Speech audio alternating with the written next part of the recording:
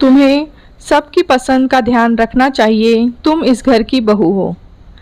क्या बात है भाभी, खीर तो बहुत अच्छी बनी है। सही कह रहे हैं जीजा जी, और अच्छी क्यों नहीं बनेगी, हमने परमानेंट कुक जो रखा हुआ है। सीमा के जवाब और उनकी सबकी मजाक उड़ाती हुई हंसी को सुनकर सुहानी की आंखों में आंसू आ गए। वह जैसे तैसे करके आंसुओं को छुपाती अपने कमरे के अंदर गई और सोचने लगी, उसकी यहाँ क्या इज्जत है, कुछ भी तो नहीं। वह तो अपनी माँ के दिए संस्कारों की वजह से कोई किसी को जवाब नहीं देती, बस चुपचाप सुनती रहती है। लेकिन उन्हीं के इन्हीं संस्कारों की वजह से सब उसका मजाक उड़ाते हैं। आज भी सीमा ने नंदोई और ननन के साथ मिलकर कितनी मजाक उड़ाई है। क्या फ़ायदा ऐसे संस्कारों का जिनकी वजह से इज्जत और आत्मसम्मान को ठेस पहुँचे। रोते हुए वह यह सब बात सोच रही थी और पिछली बातें याद करने लगी। सुहानी एक मध्यवर्गीय परिवार की लड़की थी। उसकी पढ़ाई भी साधारण ही थी, लेकिन वह बहुत खूबसूरत थी और कांता जी ने उसे एक शादी में देखा तो अपने बेटे विहान के लिए पसंद कर लिया, जो अपना घर का ही बिजनेस संभाल रहा था। कांता जी का परिवार अच्छा खाता पीता परिवार था। उन्होंने सुहानी के पिता दयाल जी से उनकी बेटी सुहानी का हाथ मांगा तो उन्होंने हिचकिचाते हुए उनसे पूछा, आपकी कोई मांग हो तो बता दीजिए, अगर मेरे बस में होगा तो मैं पूरी करूँगा, और अगर मेरे बस की बात नहीं होगी तो हमारी तरफ से ना समझिए। तब कांता जी ने यही कहा था कि हमें सिर्फ आपकी बेटी चाहिए और कुछ नहीं, बस हमारे बेटी दामाद और रिश्तेदारों की खातिरदारी अच्छे से कीजिएगा, बस हमारे लिए यही बहुत है और हमें कुछ नहीं चाहिए। इस तरह से सुहानी के पिता ने जितना उनका सामर्थ्य था उसी हिसाब से उन सबकी खातिरदारी की।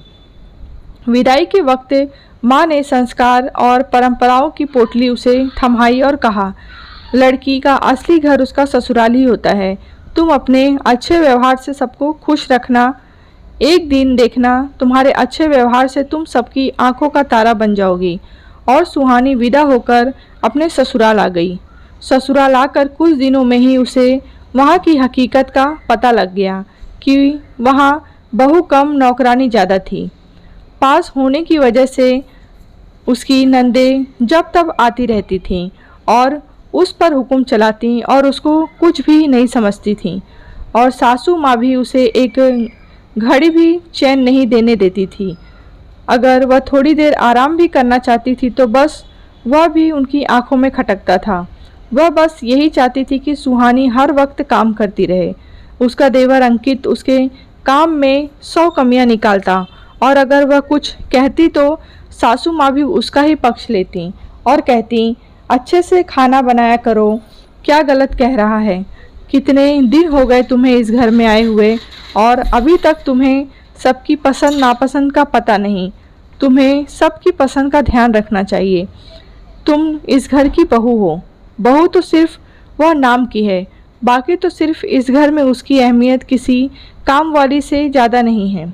लेकिन वह यह सिर्फ सोच कर रह गई, मुंह से कुछ नहीं बोली, क्योंकि संस्कारों की पट्टी जो बनी हुई थी मुंह पर, दोनों नंद और दामाद आते तब भी वह सिर्फ किचन की होकर ही रह जाती। किसी को उससे कोई सरोकार नहीं था। वह खाना बना कर देती, सब उसके बनाए हुए खाने से एंजॉय करते और वह सिर्फ काम करती, और उस पर भी उसका मजाक बनाया जाता। विहान भी इसी पर ज़्यादा ध्यान नहीं देता था। वह सुबह ही घर से निकल जाता था और देर रात घर पर आता था। कुछ वक्त बाद उसके देवर अंकित की शादी सीमा से हो गई। सीमा जवान की बहुत मीठी थी और एक अच्छे खासे धनी परिवार से थी। उसने तोहफों से और अपनी मीठी बातों से सबको अपनी तरफ कर लिया था, लेकिन वह बस मीठी बातें ही करती थी, काम कुछ नहीं करती थी। काम अभी सारा सुहानी ही करती थी और जताती ऐसे थी कि सारा काम जैसे वही कर रही हो। और आज की ही बात ले लो, दोनों नंद और नंदोई आए हुए थे। तब सीमा ने डिनर के बाद सुहानी की बनाई हुई खीर सबको परोसी, और उसकी बनाई खीर खाकर सबने उसी का ही मजाक उड़ाया। और यह कोई आज की बात नहीं थी, यह तो हर रोज की बात थी। और जब रात में उसने अपने पति विहान से इस बारे में कहा तो वह बोला, तुम गलत सोच रही हो, सब तुम्हें कितना प्यार करते हैं, कितना अपनापन देते हैं। मैंने तो ऐसा कुछ भी नहीं देखा। तुम मुझे मेरे अपनों के खिलाफ भड़काने की कोशिश मत करो, यह अच्छी बात नहीं है। विहान की बात सुनकर सुहानी चुप हो गई और सोचने लगी, इनकी आंखों पर तो अपनी माँ और बहनों की प्यार की पट्टी बंधी है।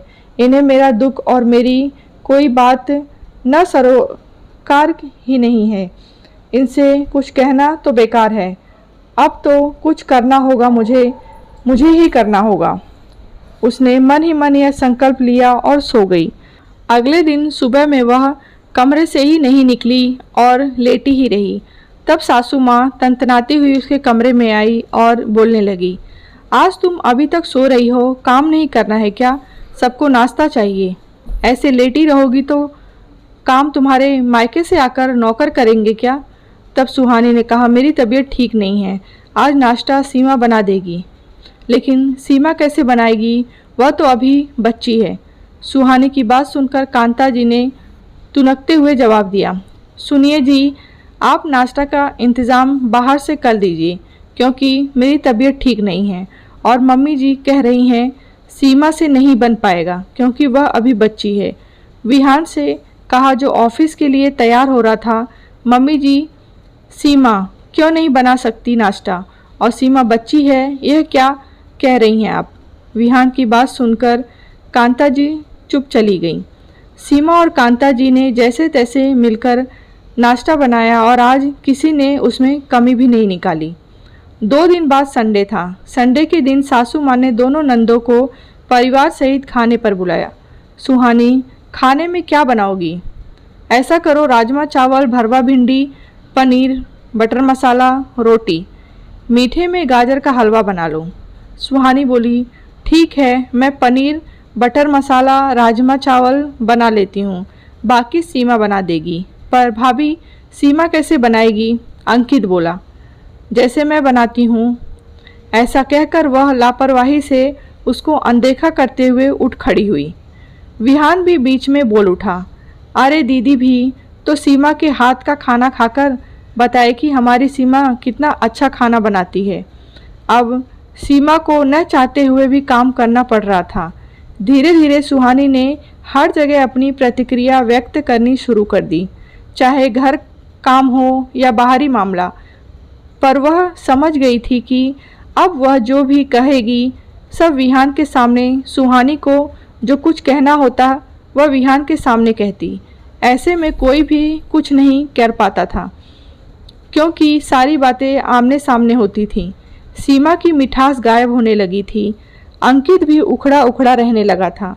जब यह सब सीमा और अंकित से बर्दाश्त नहीं हुआ, तब एक दिन अंकित ने यह कहकर सबको चौंका दिया कि उसने अलग फ्लैट ले लिया है। उसके अलग फ्लैट लेने की बात सुनकर दोनों बहनें और कांता जी शौक रह गईं।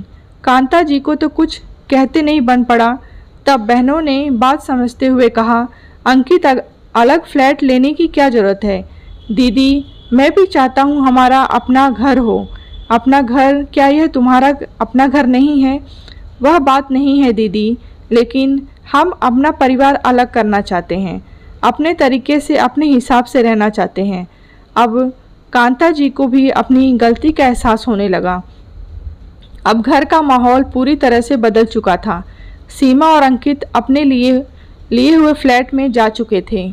जिस घर में सुहानी को सिर्फ नौकरों से ज़्यादा अहमियत नहीं थी, अब वही सुहानी को अपनी थोड़ी सी प्रतिक्रिया देने और अपनी बात समझाने पर उसकी अहमियत बढ़ गई थी। अब कांता जी भी उसके साथ मिलकर घर के काम करवाती थीं और उसके साथ अच्छा सलूक करने लगी थीं। इधर विहान को भी अपना पिछला बर्ताव याद आया तो उसने अपनी गलती महसूस करके सुहानी से माफ़ी मांग ली थी। इन सब से सुहानी में बस यही सीखा कि जब तक हम अपने लिए कुछ ना बोलें तो सब हमारा फ़ायदा उठाते ही रहेंगे। अपने लिए कदम उठाना ही पड़ता है, तभी सबको हमारी अहमियत समझ में आती है। कहानी आपको कैसी लगी है कमेंट बॉक्स में बताएं। कहानी अच्छी लगी हो तो लाइक करें, शेयर करें।